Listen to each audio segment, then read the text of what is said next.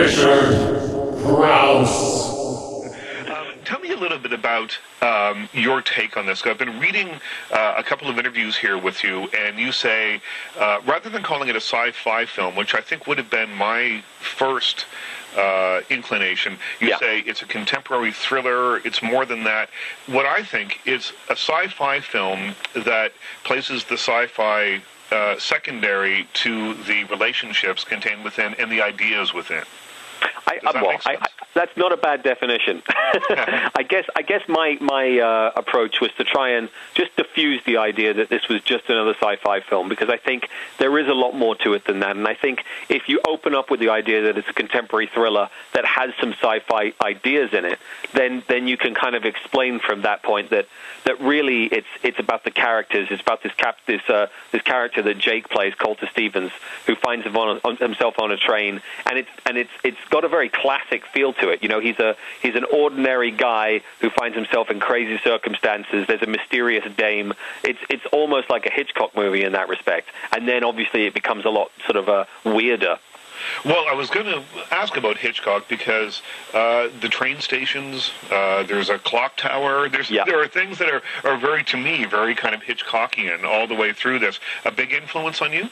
Well, certainly for this film, when I was reading the script, I was thinking this is like other than the conceit, other than the sci-fi conceit, this is like an old-fashioned classic thriller. Right. And I like we made the decision early on, Jake and I, that the best way to get the most out of this film was to try and lighten the tone and inject it with some humor. And Hitchcock did that as well, and I think it lends itself to that kind of vibe. So where we could, we tried to just do a little tip of the hat to those old Hitchcock movies. Right. Well, I think part of the thing that makes this movie so effective is the casting. You've got Jake Gyllenhaal and Michelle Monaghan, and the thing that I liked about them is they seem to be having a real kind of day. Let's take the conceit out of it for a second, the 8-minute conceit. They seem to be having the kind of conversations that people actually have. The first time that he lands in the source code, and I don't want to give anything away for people who haven't seen it, but the first time he lands in the source code and he doesn't really know what's happening, she responds in what I thought was kind of a natural, really kind of lovely way. When she says, "Oh, come on," I can't remember the exact lines, but she's like, "What's wrong with you? Are you feeling okay?" But it seemed very real to me in a way that I might not have expected, given the conceit of the film. Well, I think that is one of the major benefits of taking your time in casting and making sure you get the right people. I think what we were able to do, and I thank the producers for this, is they gave us a week of rehearsal time ahead of the shoot for Jake and myself and Michelle to really break down structurally what needed to be done in those scenes, so that we knew what the A was and we knew where we were trying to get to. We knew what the B was, and then having done that homework, when we started shooting it, we could be much more improvisational, and they could make it natural, and that's the job and the benefit that you get of working with very skilled actors. Right. I was going to ask you about the improv aspect of it, only because the story has to be tightly structured. Because you are going back and you're revisiting the same space of time over and over again. So it has to be tightly structured. So you did allow for a little bit of give and take during the thing, and you didn't go in and say, the script is the Bible, we cannot veer away from this. No, I wouldn't. I would never do that. I mean, that is one of the elements of my directing style. I don't believe that the script is the Bible. Right. I think it's absolutely there as the most effective safety net that you can get for telling a story. But I think, I hire the best cinematographer I can, I hire the best editor I can, because I want them to be able to do their jobs the way I know they can do it, and that's the same way I am with actors. There's no point hiring an actor and just sort of telling them exactly what to do. I want them to do it because they know how to do it. Right. And if that means changing the words on the page, I'm fine with that. Like I said, as long as we start on A and we get to B. Right. Do you think that your experience working as a commercial director for so long helped you make sure that the details in this, because commercial directing is all about the details. Yeah, it is. And visually, particularly, I think, and narratively as well. But in this film, the details are very important. And do you think that the eye that you developed, or must have developed over 10 years or more of making commercials, fed your work here?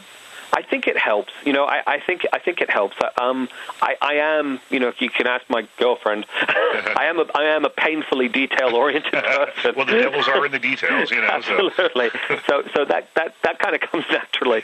But I think it certainly helps. The advertising background I had does lend itself to an appreciation of details. It also lends itself to an appreciation of how to work with large numbers of people and bring them along with you, because obviously having come from a small independent film to a film where I'm dealing with bigger money and more producers and more people who I have to sort of explain things to, in a way, Source Code felt more like working on a commercial than Moon did. Really?